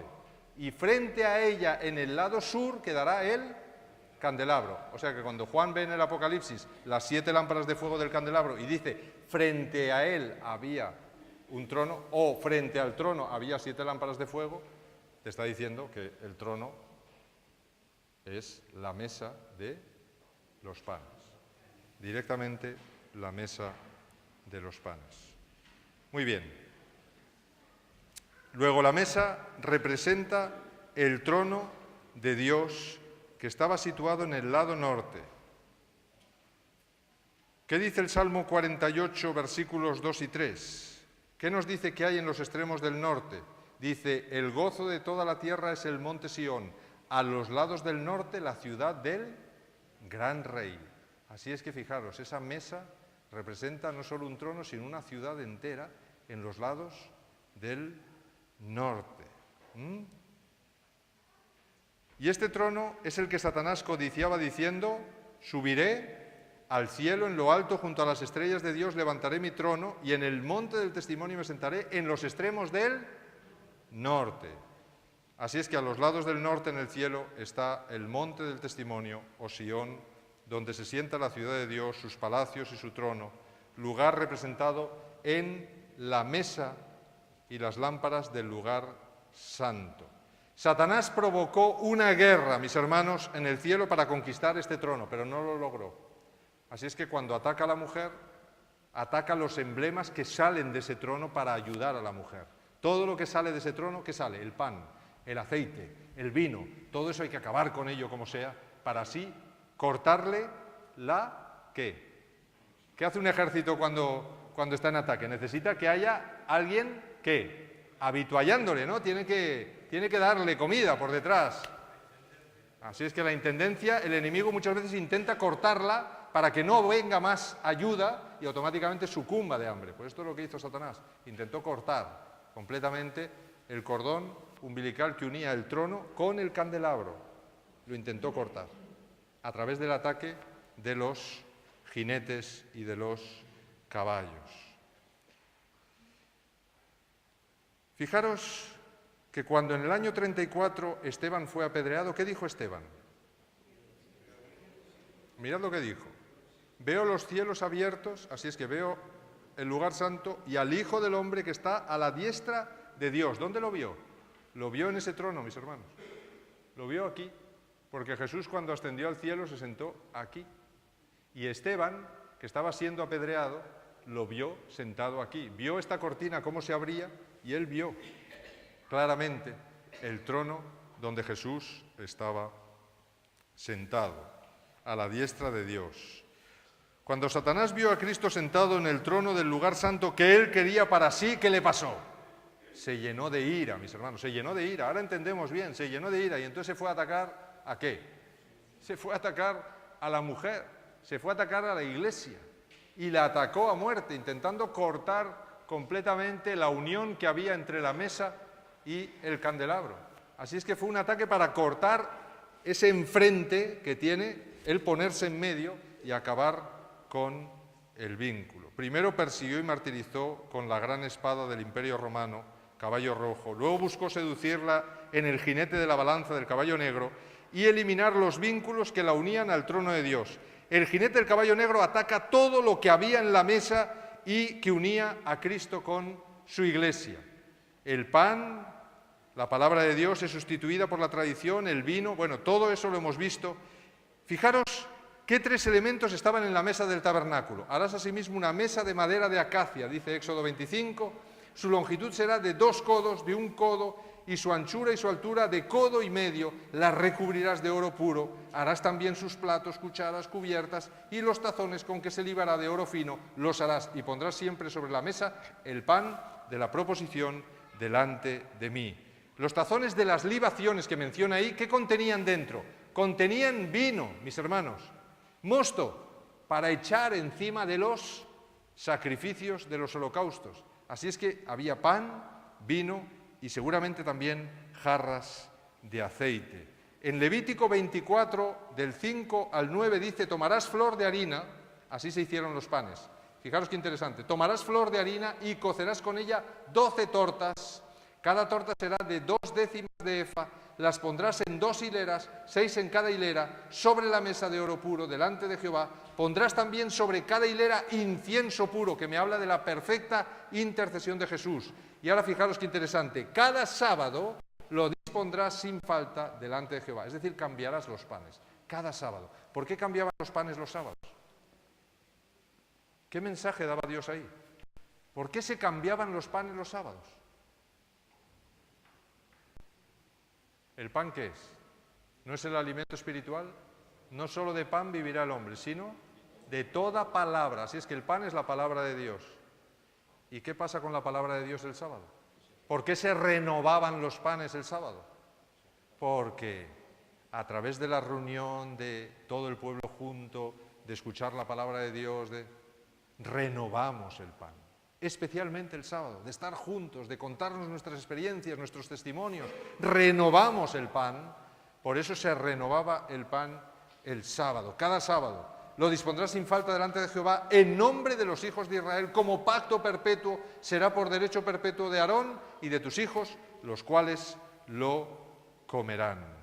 Así es que había 12 tortas de pan sin levadura, como las 12 tribus y los 12 apóstoles. ¿Por qué sin levadura? Porque la levadura representa el pecado y Dios quiere un pueblo limpio y sin pecado. El pan no solo le representa a Jesús, en este caso son 12 panes, así es que representa al pueblo de Dios que en el cuerpo de Cristo debe mantenerse limpio y sin pecado. ¿Cómo? A través de la constante justificación, el perdón constante diario, y por eso los otros muebles me están hablando de esto, la limpieza constante y la santificación a través del Espíritu Santo. Bien, así es que reunidos con Cristo nos alimentamos con su palabra y el incienso puro, ¿qué me dice Apocalipsis 5:8? Son las oraciones que el pueblo eleva a Dios a través de la continua y perfecta intercesión de Cristo. Así es que fijaros, el sábado ¿qué ocurre? No solo escuchamos la palabra de Dios y nos alimentamos, sino que oramos, por eso el incienso está ahí. Así es que oramos al Señor. El sábado es el día que Dios ha santificado. Todos sabéis lo que dice el 4º mandamiento, ¿verdad? No hace falta que lo leamos. La pregunta es, ¿quién soy yo para cambiar todo este sistema, mis hermanos? ¿Quién soy yo para cambiar esa ley? ¿Quién soy yo para decir, no, el sábado no cambiamos el pan, lo cambiamos el domingo? No, o el lunes. Bueno, cualquier día, da lo mismo, como dicen algunos. ¿Qué más le da a Dios? ¿Le importa a Dios? ¿Os parece que le importa? ¿Ha puesto estos detalles porque sí, porque le importa poco? No, los ha puesto porque le importa mucho. Así es que, ¿cómo es posible que casi toda la cristiandad haya cambiado el sábado por el domingo? Bien, es algo que también hizo la Iglesia del Caballo Negro. Y todos conocéis la historia de ese cambio, ¿verdad? Todos conocéis la historia de ese cambio. Y quería terminar con la parábola del buen samaritano. Pero todos aquí habéis escuchado ya esa parábola, ¿no? ¿Habéis escuchado la versión en combinación con la mesa de los panes? Sí, la habéis escuchado. Yo os la he dado aquí una tarde entera. ¿Qué intenta mostrarnos Jesús en la parábola del buen samaritano, mis hermanos? ¿Qué pasó en esa parábola? Vino cerca de él y al verlo fue movido a misericordia y acercándose vendó sus heridas echándoles aceite y vino. Aceite y vino, lo mismo que había en la mesa de los panes. Lo puso en su cabalgadura, qué curioso, también tiene una cabalgadura el buen samaritano, igual que uno de los 4 jinetes tiene también una cabalgadura, él lo llevó al mesón y cuidó de él. Así es que aceite y vino. Otro día al partir sacó 2 denarios y los dio al mesonero y le dijo, cuídamelo y todo lo que gastes de más yo te lo pagaré cuando regrese. Mis hermanos, esta parábola, dice Elena de White, que está explicando todo el ministerio salvífico de Jesús, desde que Él vino y murió en la cruz hasta su segunda venida. Todo el ministerio salvífico de Jesús. Así es que, ¿por qué los sacerdotes que pasan antes del samaritano dice que bajaban de Jerusalén a Jericó? ¿Por qué pensáis que bajaban de Jerusalén a Jericó? Lucas 10, 33 en adelante. ¿Por qué creéis que bajaban de Jerusalén a Jericó esos sacerdotes que no prestaron ayuda? ¿De qué símbolo Jerusalén en la Biblia? Del cielo, del trono de Dios. ¿Y de qué símbolo Jericó? Todo lo que pasó allí con esa toma de Jericó, 7 vueltas, 7 trompetas, dando vueltas, todo se derrumbó, es símbolo del juicio final de Dios, de este mundo que finalmente cierra sus murallas y decide no quiere saber nada de Dios, ni del pueblo de Dios, ni de la salvación. Así es que finalmente están condenados a la destrucción. ¿Pero de dónde bajaba el sacerdote y el levita? Dice que bajaban de Jerusalén a Jericó. Algunos han dicho, no, es que no le ayudaron porque iban a hacer servicio al templo, iban bien vestidos, tal, no querían mancharse. No, pero es que dice que bajaban de Jerusalén a Jericó, o sea que no iban a prestar servicio al templo. ¿Pero qué me muestra la parábola? Que estaban bajando del cielo, que estaban alejándose de Dios. Y por eso, como estaban alejándose de Dios, no prestan ayuda a aquel que Satanás y sus secuaces ha destrozado y lo ha dejado tirado en el camino. Ese que está tirado en el camino es todos esos que están ahí fuera, todos están moribundos y tirados en el camino, golpeados fuertemente por Satanás. Si yo paso de todo y me quedo sentado en los bancos, mis hermanos, estaré actuando como el sacerdote y el levita. Y lo que estaré demostrando es que estoy bajando de Jerusalén a Jericó. Pero ¿quién? ¿Qué dice aquí? ¿Quién fue movido a misericordia? ¿Sabéis que esta palabrita, movido a misericordia, en toda la Biblia solo se le aplica a Dios y a Jesús? ¿Solo Dios y Jesús son movidos a misericordia? ¿Ningún ser humano? Así es que, ¿ese samaritano quién es? Es el propio Jesús, lo dice Elena de White. Es el propio Jesús y su ministerio salvífico. ¿Y qué hace Jesús con ese doliente que se encuentra en el camino, porque el caballo negro ha pasado por allí, el caballo muerto y lo han dejado medio muerto? ¿Qué hace con él? Le aplica aceite y vino, lo que no ha conseguido dañar el jinete del caballo negro.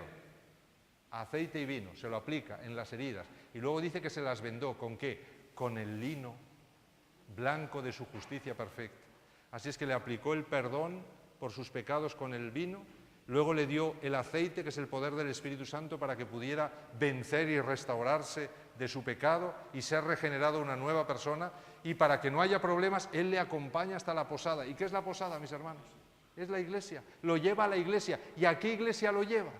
Mis hermanos, lo está llevando a la iglesia que se está reformando, pero todavía no ha llegado a 1844. Y pastor, ¿y usted cómo sabe que no ha llegado a 1844?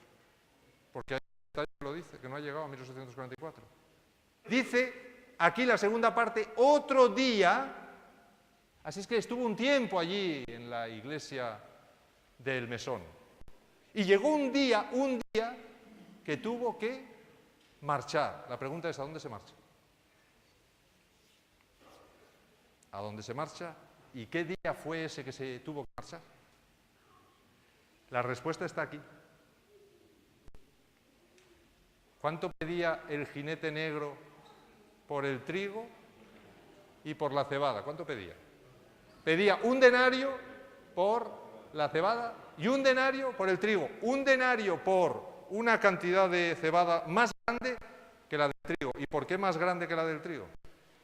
¿Por qué pedía el mismo precio y por el mismo precio te daba más cantidad de cebada que de trigo?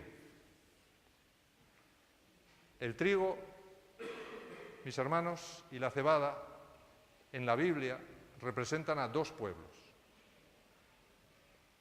La cebada se cosechaba en la Pascua.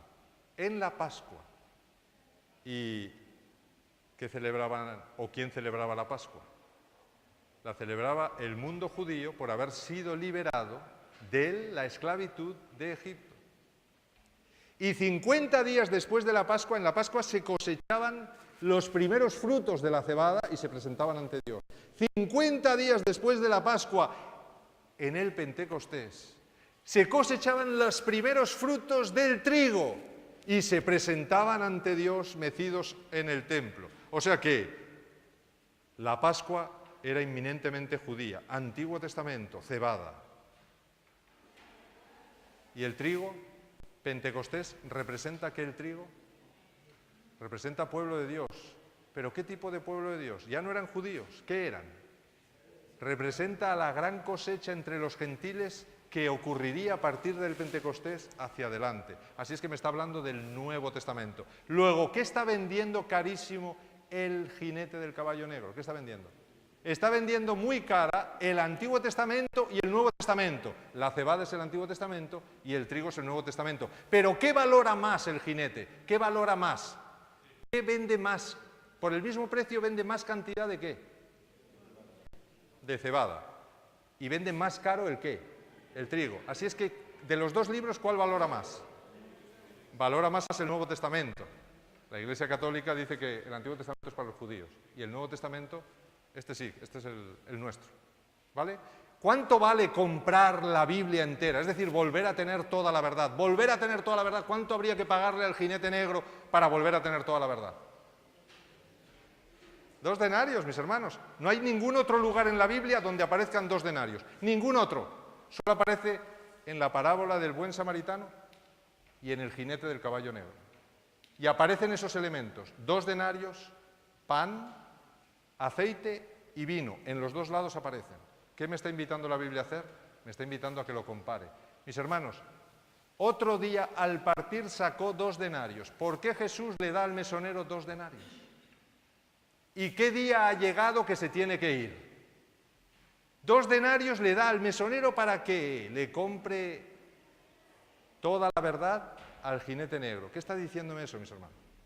Me está diciendo que ha llegado 1844 y Dios le da 2 denarios a la Iglesia Adventista, le ha restaurado toda la verdad porque Él se tiene que marchar al lugar santísimo, pero ya tiene un pueblo en la tierra que va a predicar al mundo entero toda la verdad y mientras Él termina el juicio en el cielo, por eso le dice, cuídamelo y todo lo que gastes de más te lo pagaré cuando regrese.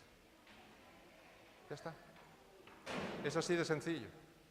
Así es que lo que está mostrando esa parábola simplemente es cómo Jesús restaura en 400 años el ataque del jinete negro, dejando moribundos por los caminos a un montón de gente, Jesús se apiadó de ellos y los fue trayendo al mesón de la Reforma, hasta que llega 1844. Y en 1844 Jesús mismo le da, a través de el espíritu de profecía, 2 denarios a la Iglesia adventista y le dice: tienes toda la verdad restaurada. Pero a mí me gusta esto que dice aquí: todo lo que gastes de más. Si los 2 denarios es la palabra de Dios completa, ¿qué significaría eso de gastar de más? Señor, ya no, me has dado los 2 denarios, ya tengo la verdad completa.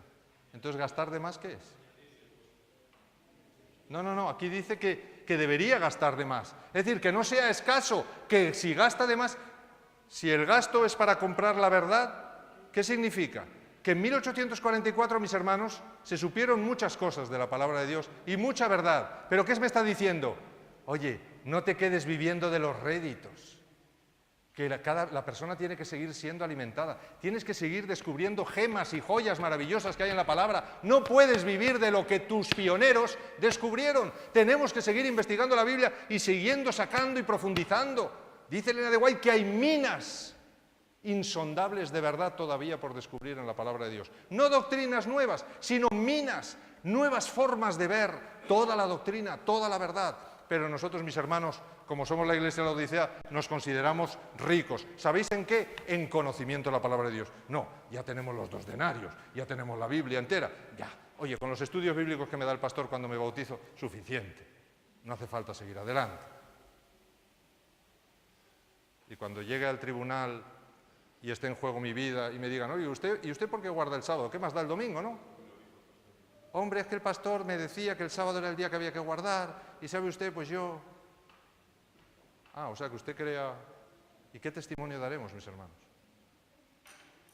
Porque no creéis que ahí va a haber un milagro así repentino y el Espíritu Santo nos va a revelar lo que nunca estudiamos. No, nos revelará y nos recordará lo que estudiamos y profundizamos. Pero lo que no estudiamos y no profundizamos no nos dirá nada. Lo que no vivimos no nos lo hará vivir. Este es el problema de las 10 vírgenes. Las 10 vírgenes no han tenido una experiencia personal con Jesús, no tienen reserva de aceite, es decir, no tienen profundidad en la verdad y en la vivencia con Jesús. Y automáticamente quieren en el último momento, cuando están a las 12 de la medianoche, cuando casi las plagas están cayendo y la puerta a la gracia se está cerrando, ahí quieren tener esa experiencia. ¿Y qué les dicen las que la han tenido? Aunque no han hecho todo lo correcto, pero han estado ahí estudiando, buscando, viviendo. Todas se durmieron, pero hubo unas que hicieron, es decir, buscaron, aunque no hicieron lo que hizo la iglesia primitiva, siguieron manteniendo el rescoldo del fuego. Y en las vasijas de sus vidas metieron reserva de aceite por si el esposo tardaba. ¿Y qué les dicen unas a otras? Oye, dadnos de vuestra experiencia, dadnos de vuestro aceite, dadnos de esa... No, no podemos. Id más bien a los que venden, es decir, buscad vosotros la experiencia. Porque ahora, pero ya fue tarde. Y llegó el esposo y las que estaban listas entraron con él y las que no se quedaron a la puerta. ¿Cuál es el problema en todo? Experiencia personal con Jesús, relación personal con Jesús, estudio de la palabra de Dios, oración constante y búsqueda de una amistad perfecta con Jesús. Eso es lo que me muestra también la parábola del buen samaritano. Por eso me dice ahí, oye, todo lo que gastes de más, me está diciendo, te está invitando a gastar de más. No te conformes con los 2 denarios. Hay mucho más que tienes que profundizar ahí en la Biblia para afirmar y confirmar tu fe. Pero mis hermanos, si yo no estudio la Biblia, si no vivo conforme a lo que me dice la Biblia, pues entonces, finalmente, me convertiré en una virgen fatua, habiendo tenido oportunidad de ser una virgen correcta. Bien, ojalá el Señor nos ayude a todos a tener esa experiencia, a hacer acopio de aceite, a caminar todos los días con Jesús y a comer de ese pan, de ese vino y de ese aceite cada día que hay en la mesa de los panes. Satanás ya ha sido vencido. La mesa es para nosotros, mis hermanos. Por eso podemos celebrarlo. Y nos queda la batalla del Armagedón. Tenemos que conseguir entrar en la última puerta que nos queda, que es la del lugar santísimo. Así que el próximo tema será frente a las puertas del cielo. Y ahí estamos nosotros, frente a las puertas del cielo. ¿Hay alguna pregunta? Sí.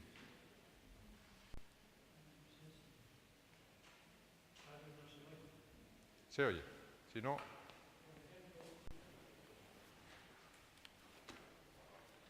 Mira, a ver cómo se oye.